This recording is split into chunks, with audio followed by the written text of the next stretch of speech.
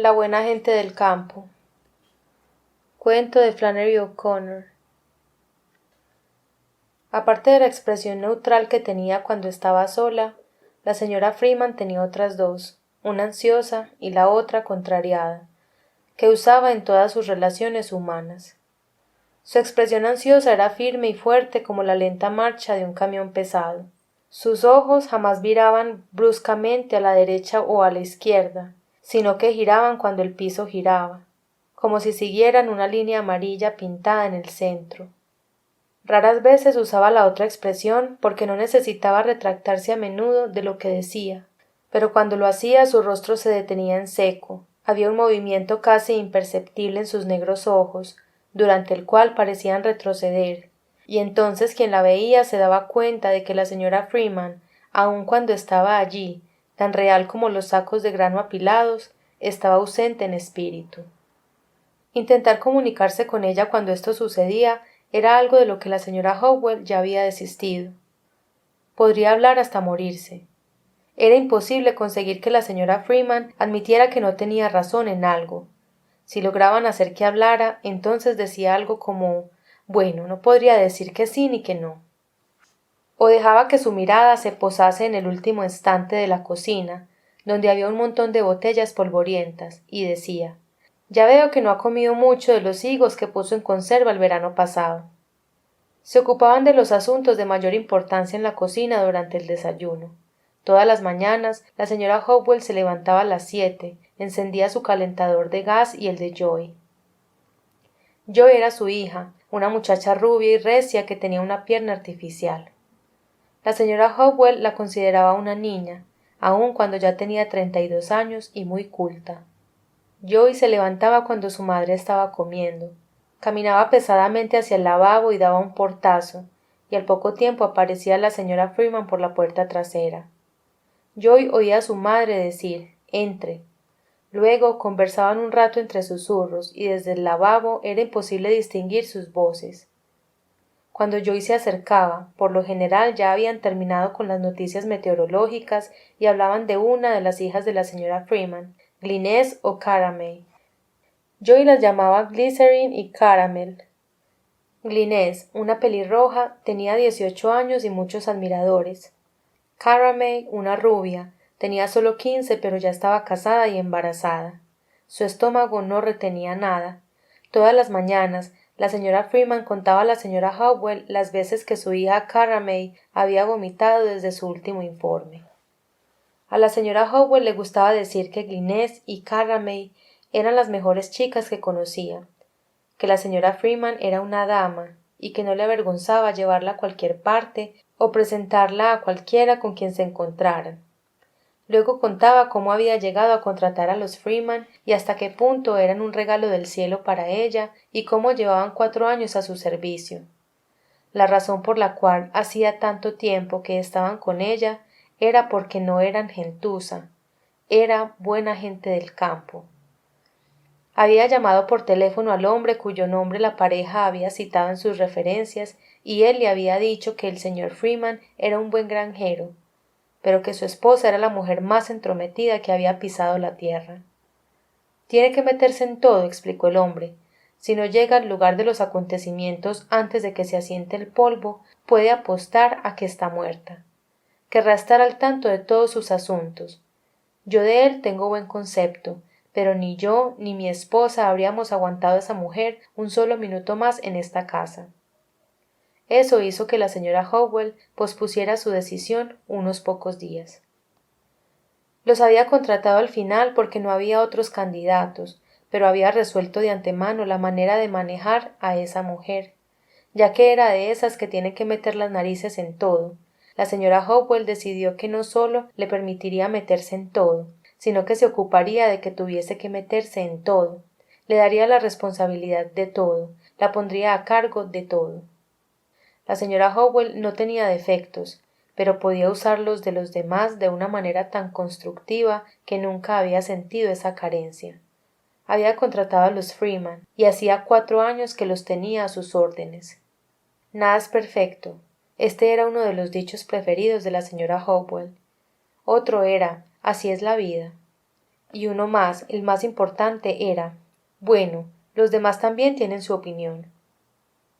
Generalmente pronunciaba estas frases en la mesa, con un tono de insistencia amable, como si ella fuera la única que las decía, y la corpulenta y pesada Joy, de cuyo rostro el permanente furor había borrado toda expresión, miraba un poco de lado, con sus ojos de un azul helado y la cara de alguien que ha conseguido la ceguera por un acto de voluntad y se propone conservarla. Cuando la señora Howell le decía a la señora Freeman que la vida era así, la señora Freeman decía: yo siempre le he dicho. Era más lista que el señor Freeman. Nadie podía llegar a alguna conclusión sin que ella lo hubiera hecho antes. Cuando la señora Howell le dijo, después de que la pareja llevara cierto tiempo allí: usted es la rueda detrás de la rueda, y le guiñó un ojo a la señora Freeman, afirmó: ya lo sé, siempre he sido lista, es que unos son más listos que otros. Todo el mundo es diferente, repuso la señora Howell. Sí, la mayoría lo es, dijo la señora Freeman. En este mundo hace falta toda clase de gente. Yo siempre le he dicho. La muchacha estaba acostumbrada a este tipo de diálogo en el desayuno, que continuaba en el almuerzo, a veces también lo sostenían en la cena. Cuando no tenían invitados, comían en la cocina porque resultaba más cómodo. La señora Freeman siempre se las arreglaba para llegar en algún momento de la comida y observarlas hasta que terminaban. Se quedaba en el umbral de la puerta si era verano, pero en invierno apoyaba un codo sobre la nevera y las miraba, o se ponía al lado del calentador a gas y levantaba apenas la parte posterior de su falda. De tanto en tanto se recostaba contra la pared y movía la cabeza de un lado a otro. Todo esto era muy difícil de soportar para la señora Howell, pero era una mujer de una gran paciencia. Pensaba que nada era perfecto y que los Freeman eran gente buena del campo, y que si en estos tiempos uno tenía gente buena del campo, lo mejor era mantenerlos al lado. Había tenido que tratar con mucha gentuza. Antes de los Freeman había tenido un promedio de una familia arrendataria por año. Las mujeres de esos granjeros no eran de la clase que una quisiera tener cerca mucho tiempo. La señora Howell, que se había divorciado de su marido hacía mucho, necesitaba a alguien que caminase con ella por el campo, y cuando tenía que presionar a Joy para que lo hiciera, los comentarios de ésta eran por lo general tan desagradables y su rostro tan hosco que la señora Howell le decía: si no vienes de buen grado, no quiero que me acompañes. A lo cual la muchacha, con los hombros rígidos y el cuello un tanto adelantado, replicaba: si quieres que lo haga, aquí estoy, como soy. La señora Howell excusaba esta actitud debido a lo de la pierna. Joy había recibido un disparo en un accidente de caza cuando tenía 10 años. A la señora Howell le costaba aceptar que su hija ahora tuviera 32 años y que hacía más de 20 que tenía una sola pierna.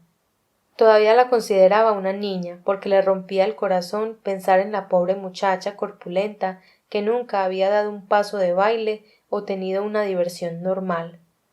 Su verdadero nombre era Joy, pero tan pronto como cumplió los 21 años y se fue de casa, se lo cambió legalmente. La señora Howell estaba segura de que había pensado y pensado hasta encontrar el nombre más feo en cualquier idioma. Luego se había marchado para cambiarse el nombre, Joy, que era tan bonito, y no se lo comentó a su madre hasta que lo hubo hecho. Su nombre legal era Hulga. Cuando la señora Howell pensaba en ese nombre, Hulga, le venía a la mente el ancho casco vacío de un barco de guerra.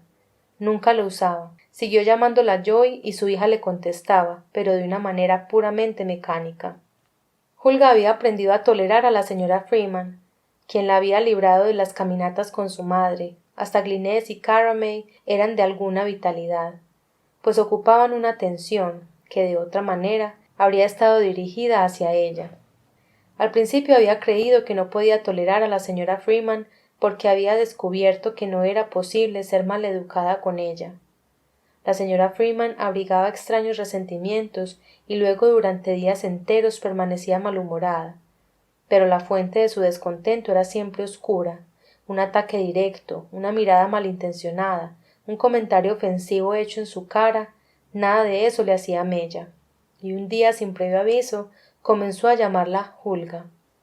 No la llamaba así delante de la señora Hopwell, que se hubiera enfurecido, pero cuando ella y la muchacha se encontraban juntas por casualidad fuera de la casa, decía algo y agregaba el nombre de Hulga al final, y la corpulenta y miope Joy Hulga fruncía el ceño y se sonrojaba como si hubieran violado su intimidad.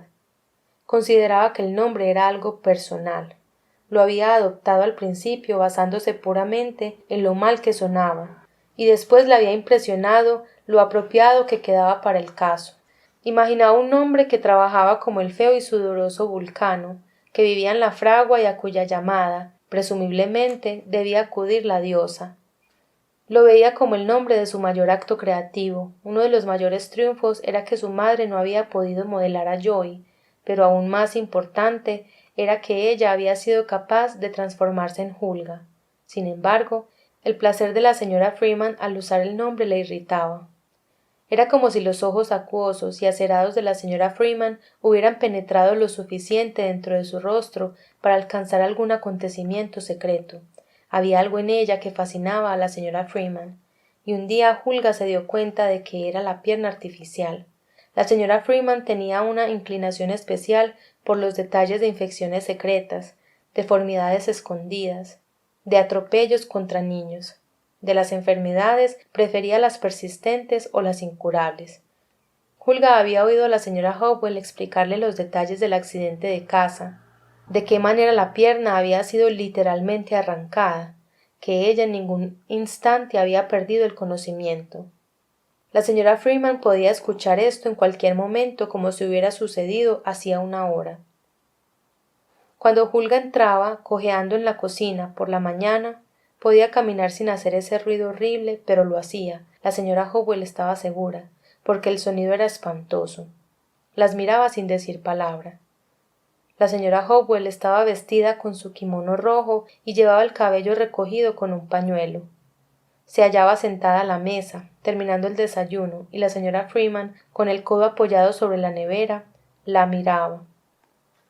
Hulga siempre ponía los huevos a hervir, y luego permanecía de brazos cruzados frente a ellos, y la señora Hopwell la miraba, una especie de mirada indirecta que se dividía entre ella y la señora Freeman, y pensaba que si se cuidara solo un poco no sería tan fea. No había nada desagradable en sus facciones, y una expresión amable las hubiera transformado. La señora Hopwell decía que las personas que veían el lado positivo de las cosas eran hermosas aunque no lo fueran en realidad. Siempre que miraba a Joy de esta forma no podía dejar de pensar que habría sido mejor que la niña no hubiese hecho el doctorado. Ciertamente no la había vuelto más sociable, y ahora que lo poseía ya no tenía excusa para regresar a la facultad. La señora Hopwell pensaba que estaba bien que las chicas fueran a la universidad y se divirtieran, pero Joy lo había soportado. De todos modos, no era lo bastante fuerte para volver. Los médicos le habían dicho que Joy, con muchos cuidados, podía llegar a los 45. Tenía el corazón débil. Joy había dejado bien claro que, de no ser por su estado, estaría lejos de esas colinas rojas y de la gente buena del campo. Estaría en una universidad dando clases a personas que sabrían de qué hablaba, y a la señora Hopwell no le costaba imaginársela allí, con su pinta de espantapájaros y enseñando a gente como ella. Aquí iba todo el día con una falda de hacía 6 años y una camiseta amarilla con un descolorido vaquero a lomos de un caballo estampado en el pecho. Ella opinaba que era divertido. La señora Hopwell, en cambio, pensaba que era estúpido y solo demostraba que todavía era una niña. Era inteligente, pero no tenía ni una pizca de sentido común. La señora Hopwell tenía la impresión de que cada año se parecía menos a la demás gente y más a sí misma, abotargada, maleducada y bizca. Y decía cosas rarísimas.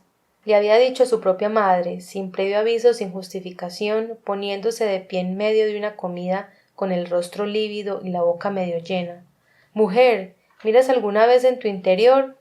¿Alguna vez miras en tu interior y ves lo que no eres? Dios mío». Había chillado dejándose caer nuevamente y mirando su plato. Malebranche tenía razón. No somos nuestra propia luz. Hasta el día de hoy la señora Hopwell no tenía la menor idea de qué había provocado ese exabrupto. Ella solo había comentado, con la esperanza de que Joy la escuchara, que una sonrisa nunca hacía mal a nadie. La muchacha se había doctorado en filosofía, y esto había dejado totalmente desorientada a la señora Howell. Uno podía decir, mi hija es enfermera, o mi hija es maestra, o incluso, mi hija es ingeniera química. Uno no podía decir, mi hija es filósofa. Eso era algo que había terminado con los griegos y los romanos. Joy se pasaba el día sentada en un mullido sillón leyendo. De vez en cuando se iba a caminar, pero no le gustaban los perros ni los gatos, los pájaros ni las flores, la naturaleza ni los jóvenes. Miraba a los jóvenes como si estuviera oliendo su estupidez. Un día la señora Howell había cogido un libro que la muchacha acababa de dejar, y abriéndolo al azar leyó. La ciencia, por otro lado, tiene que afirmar nuevamente su seriedad y declarar que sólo le interesa lo que es, la nada. ¿Qué otra cosa puede ser para la ciencia sino horror y fantasmagorías? Si la ciencia es lo que debe ser, entonces hay algo que permanece firme. La ciencia no desea saber nada acerca de la nada. Eso es, después de todo, el enfoque, estrictamente científico, de la nada. Lo sabemos al no desear saber nada acerca de la nada. Estas palabras estaban subrayadas con un lápiz azul y tuvieron para la señora Howell el efecto de un ensalmo diabólico en forma de galimatías. Cerró el libro enseguida y salió de la habitación como si hubiera tenido un escalofrío. Esa mañana, cuando la muchacha hizo su aparición, la señora Freeman se estaba ocupando de Caramel. Devolvió 4 veces después de la cena, decía, y se levantó 2 veces durante la noche después de las 3. Ayer no hizo otra cosa que revisar el cajón de la cómoda. Fue lo único que hizo, de pie allí delante de la cómoda, viendo lo que podía encontrar. Tiene que comer, musitó la señora Howell, que sorbió su café mientras observaba la espalda de Joy junto a la cocina. Se preguntaba qué habría dicho la niña al vendedor de Biblias. No se podía imaginar qué clase de conversación podrían haber mantenido. Era un joven sin sombrero, alto y demacrado, que se había presentado el día anterior para venderle una Biblia. Había aparecido en la puerta con una enorme maleta negra que pesaba tanto que había tenido que apoyarse contra el dintel. Parecía a punto de desmayarse, pero dijo con voz alegre, «Buenos días, señora Cedars», y dejó la maleta sobre el felpudo. No era mal parecido, a pesar de que vestía un traje azul brillante y unos calcetines amarillos que le quedaban cortos. Tenía el rostro huesudo y un mechón de pelo castaño y pegajoso le caía sobre la frente. «Soy la señora Howell», dijo ella. «Oh», exclamó él, simulando contrariedad, pero con los ojos chispeantes. «He visto que decía The Cedars en el buzón y por eso pensé que usted era la señora Cedars». Y lanzó una carcajada agradable. Levantó la maleta y, fingiendo un jadeo, entró rápidamente en el recibidor.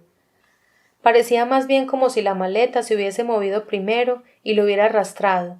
«Señora Howell», dijo y le cogió la mano, «espero que se encuentre bien». Se echó a reír de nuevo y al instante su rostro adoptó una expresión grave. Hizo una pausa, le dirigió una mirada directa y formal y dijo, «Señora, he venido a hablar de cosas serias».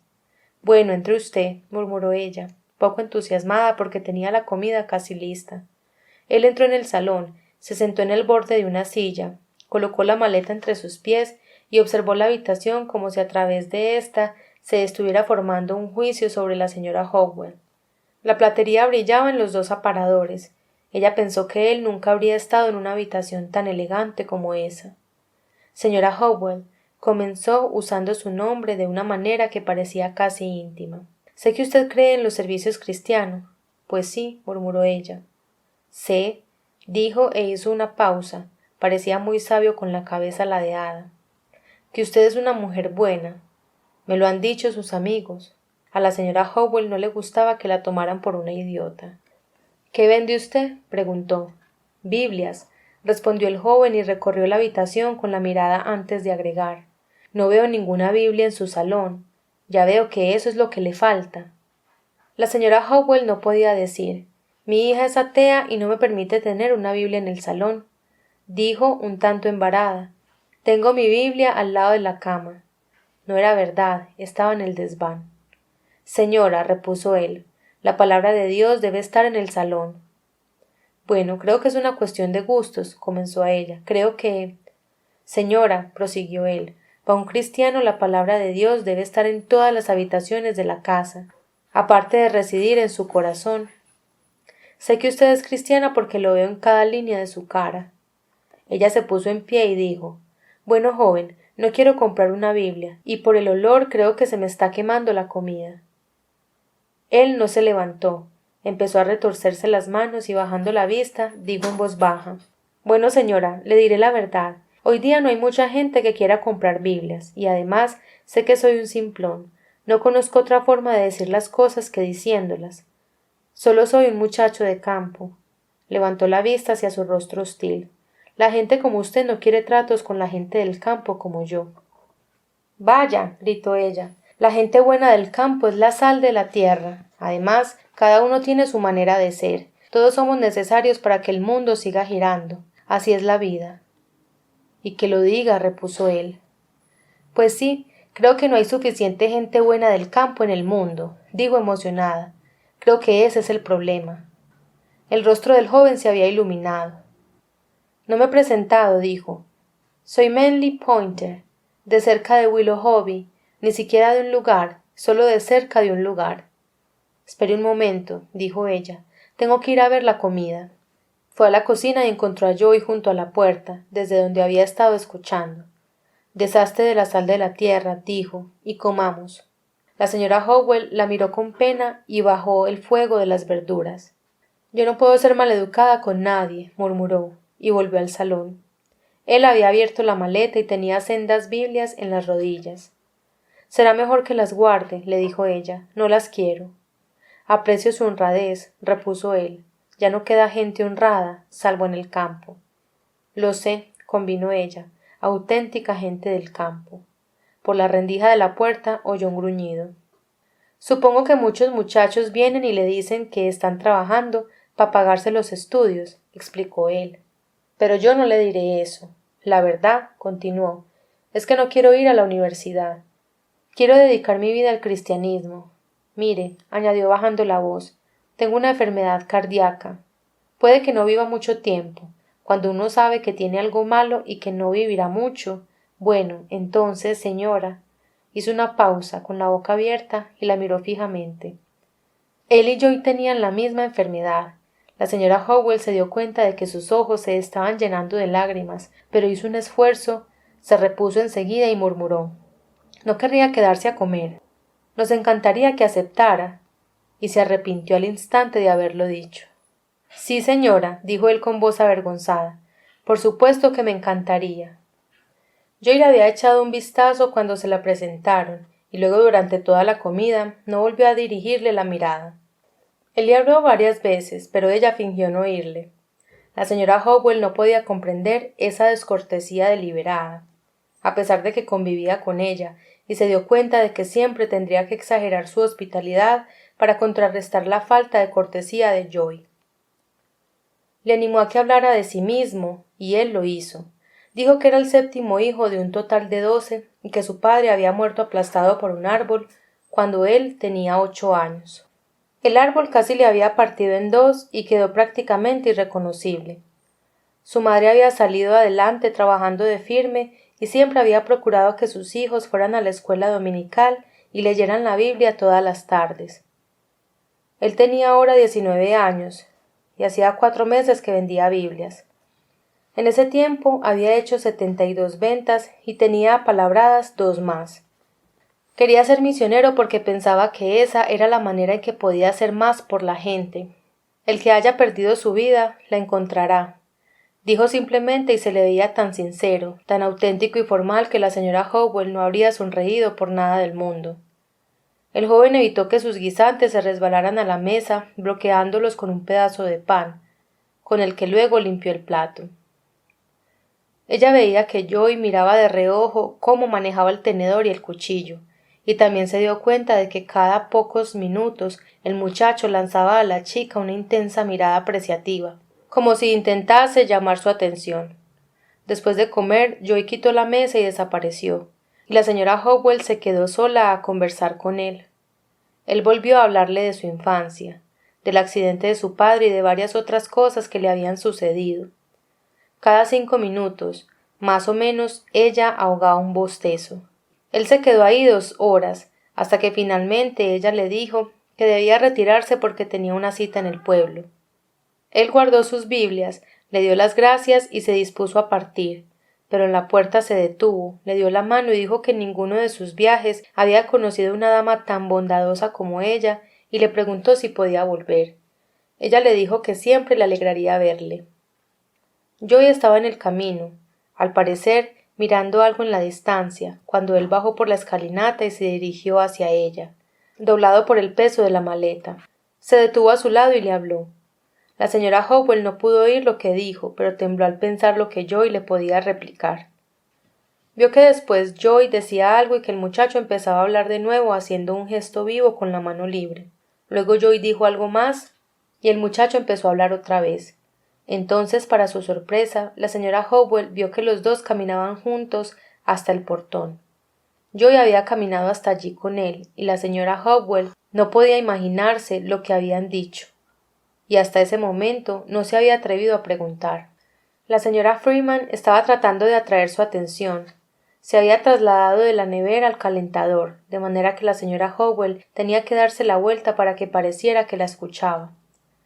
Glynn salió de nuevo con Harvey Hill anoche, dijo. Tenía el orzuelo. Hill, dijo la señora Howell distraída. ¿Es ese que trabaja en el garaje?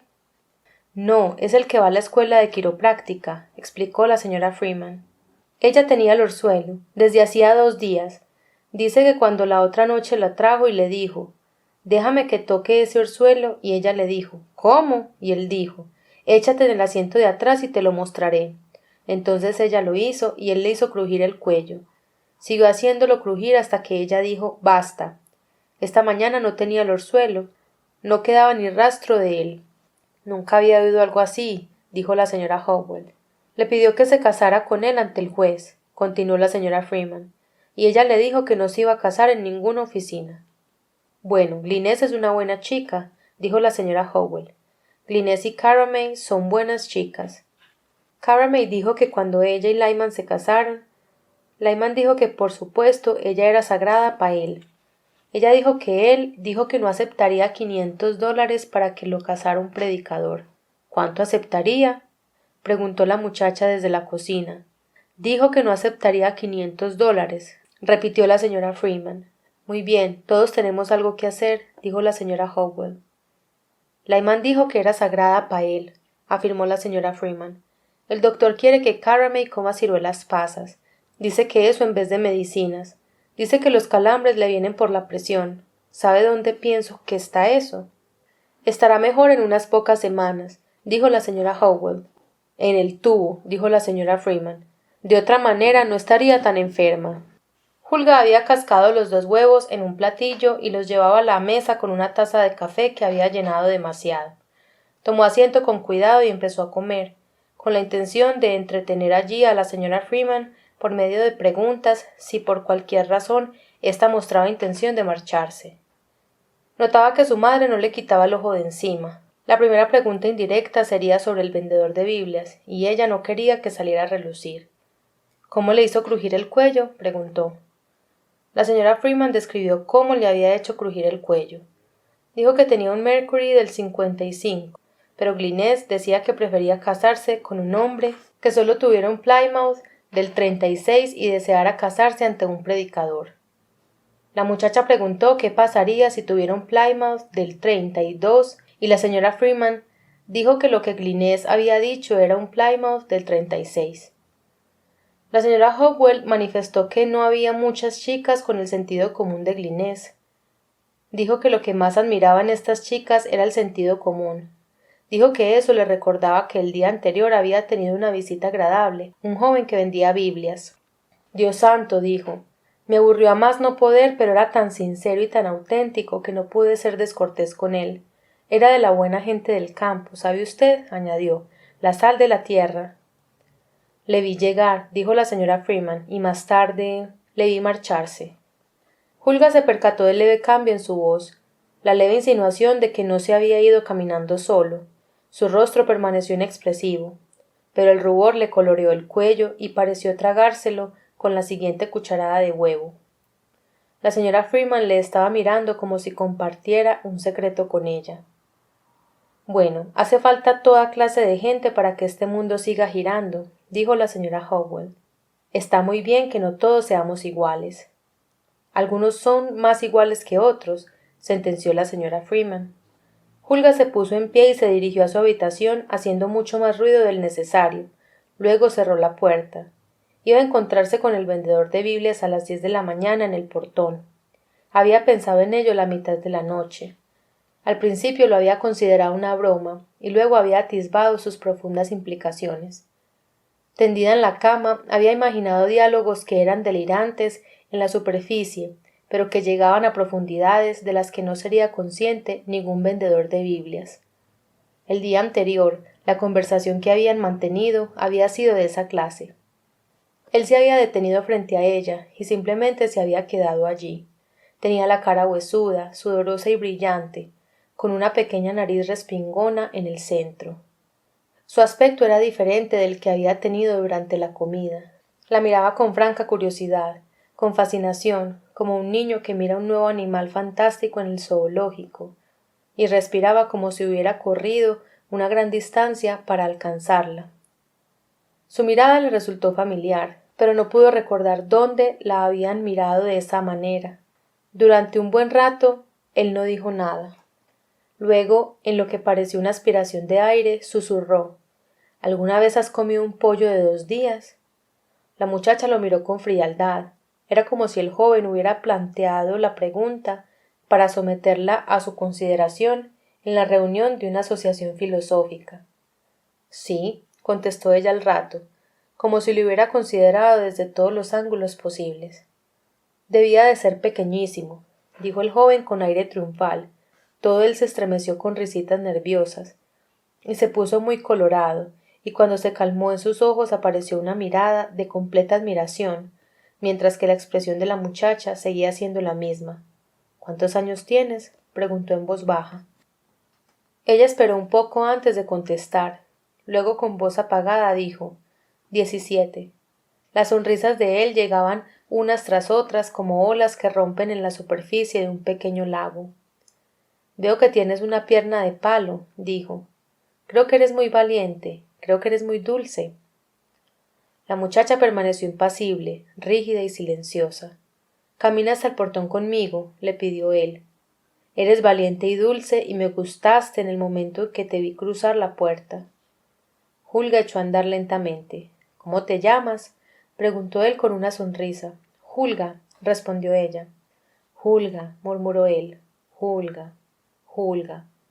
Nunca he conocido a nadie que se llamara Hulga. Eres tímida, ¿verdad, Hulga? Preguntó. Ella sintió con la cabeza, observando la gran mano enrojecida en el asa de la maleta gigante. Me gustan las chicas con gafas, afirmó él. Pienso mucho. No soy como esa gente en cuya cabeza jamás entra un pensamiento serio. Es porque puedo morir en cualquier momento. Yo también puedo morir, dijo ella de sopetón y alzó la vista hacia él. Los ojos del joven eran muy pequeños y marrones, con un brillo febril. Escucha, dijo él, ¿no crees que hay personas que están destinadas a conocerse por todo lo que tienen en común, cuando tienen pensamientos profundos y todo eso? Cambió de mano la maleta y ahora la más próxima a ella era su mano libre. La cogió del codo y se lo sacudió un poco. Los sábados no trabajo, dijo.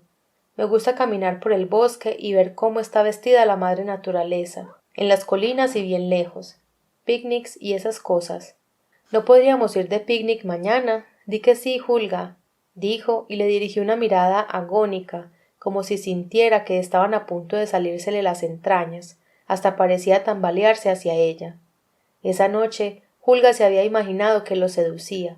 Imaginó que los dos caminaban hasta el granero que había más allá de los dos campos, y allí las cosas llegaban a tal punto que lo seducía con facilidad, y luego, por supuesto, tenía que vérselas con el remordimiento de él. Un genio de verdad podía llegar a hacer entender una idea hasta un cerebro inferior. Imaginó que ella transformaba su remordimiento en una comprensión más profunda de la vida. Ella le arrancaba toda la vergüenza y la transformaba en algo útil. Fue al portón a las 10 en punto, después de escapar sin que la señora Howell se percatara. No llevaba nada para comer, pues había olvidado que, por lo general, a un picnic se llevan alimentos. Vestía pantalones y una camisa blanca sucia. En el último momento se había aplicado al cuello un poco de vaselina mentolada, ya que no tenía ningún perfume. Cuando llegó al portón no había nadie allí. Miró la carretera desierta en ambas direcciones, y experimentó la furiosa sensación de que le habían engañado, de que él solo había pretendido hacerla caminar hasta el portón. Entonces, de improviso, él se puso en pie, muy alto, detrás de unos arbustos en el terraplén del otro lado del camino.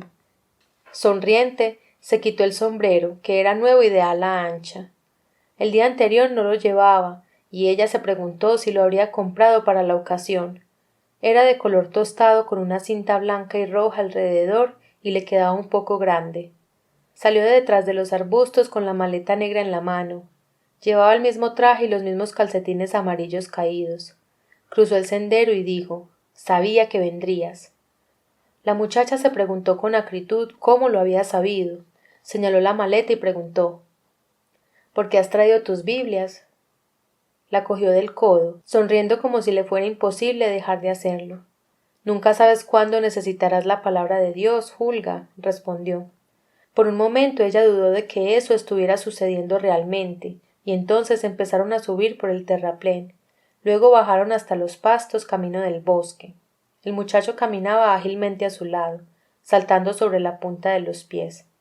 La maleta no parecía ser ese día tan pesada, incluso la balanceaba. Cruzaron la mitad de los pastos sin decir palabra y entonces él le puso la mano sobre la espalda y le preguntó: «¿Dónde está la juntura de tu pierna de palo?». Ella se puso muy colorada y lo miró furiosa, y por un instante el muchacho pareció avergonzado. «No pretendía ofenderte», dijo. «Solo quería decirte que eres muy valiente y todo eso. Supongo que Dios cuida de ti». «No», dijo ella, mirando hacia el frente y caminando muy deprisa. «Ni siquiera creo en Dios». Al oírlo, él se detuvo y silbó. «¿No?», exclamó como si estuviera demasiado sorprendido para decir otra cosa. Ella continuó caminando y al cabo de un segundo él estaba a su lado, abanicándose con el sombrero. «Eso es muy poco común en una chica», dijo mirándola de reojo. Cuando llegaron al borde del bosque, le puso de nuevo la mano en la espalda, la apretó contra sí sin decir una palabra y la besó con fuerza. El beso, en el que había más presión que sentimiento, produjo en la muchacha esa descarga de adrenalina que permite a una persona sacar un pesado baúl de una casa en llamas, pero en su caso toda esa fuerza fue directamente a la cabeza. Aun antes de que él la soltara, su mente, clara, indiferente e irónica, ya lo observaba desde una gran distancia, divertida pero también con lástima. Nunca la habían besado antes y le alegró descubrir que no era una experiencia excepcional y que todo estaba sujeto al control de la mente. Alguna gente podía saborear el agua si les decían que era vodka. Cuando el muchacho, que parecía expectante pero inseguro, le apartó suavemente de sí, ella dio media vuelta y siguió caminando, sin decir nada, como si eso fuese para ella de lo más normal. Él llegó jadeando a su lado y trataba de ayudarla cuando veía una raíz en la que ella podría tropezar. Sujetaba los largos y oscilantes tallos espinosos y los mantenía apartados del camino hasta que ella pasaba.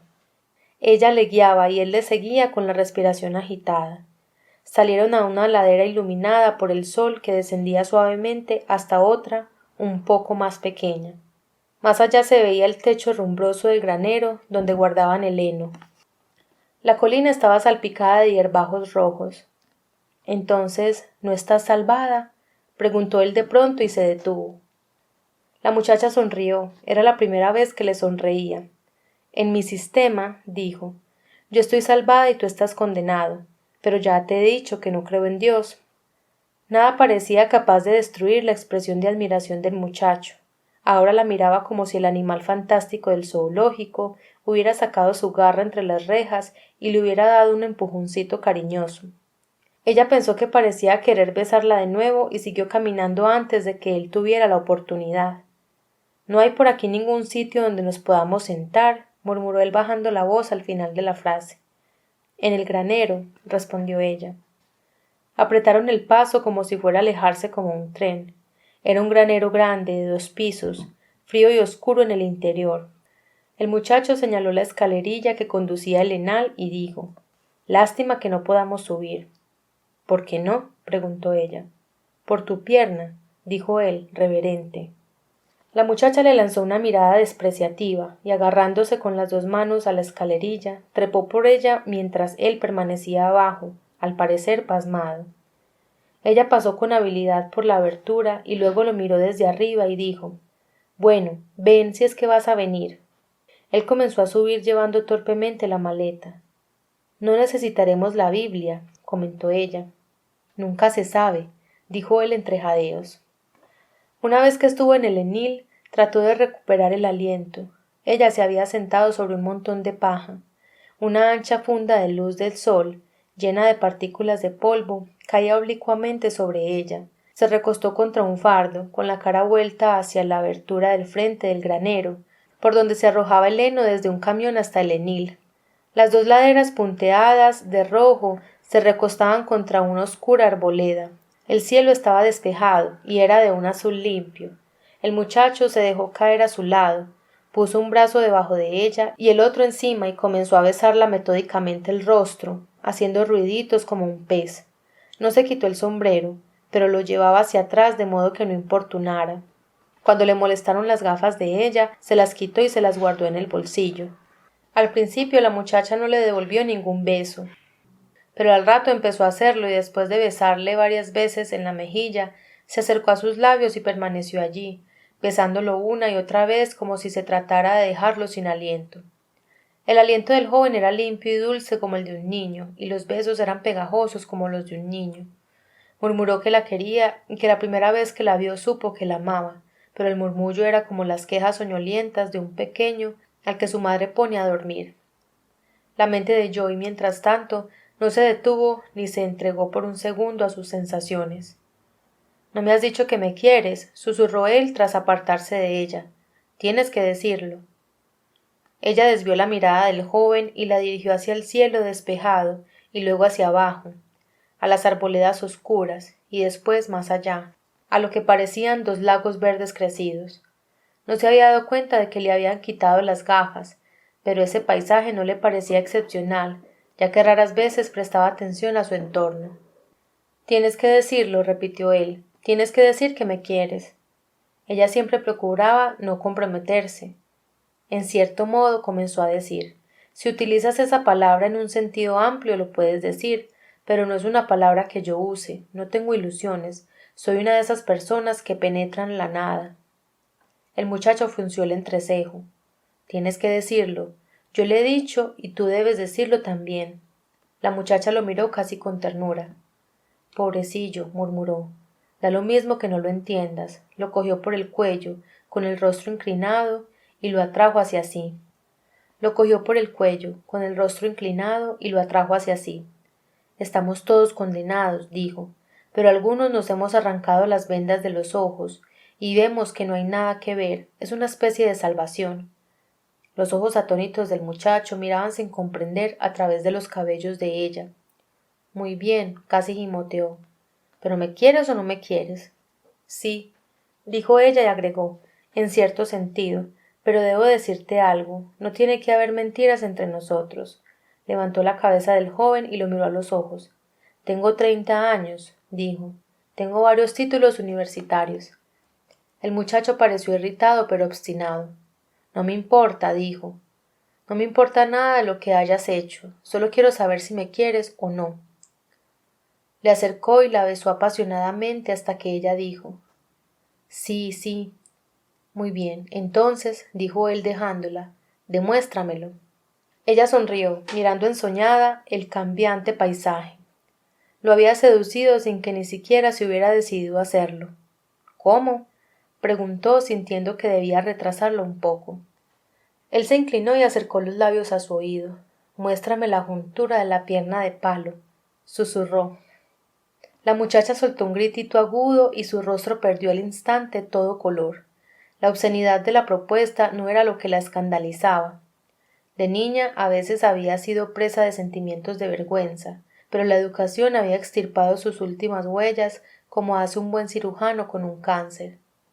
No era mayor su sensibilidad a lo que él le pedía que su fe en las Biblias, pero era tan susceptible respecto a su pierna artificial como un pavo real respecto a su cola.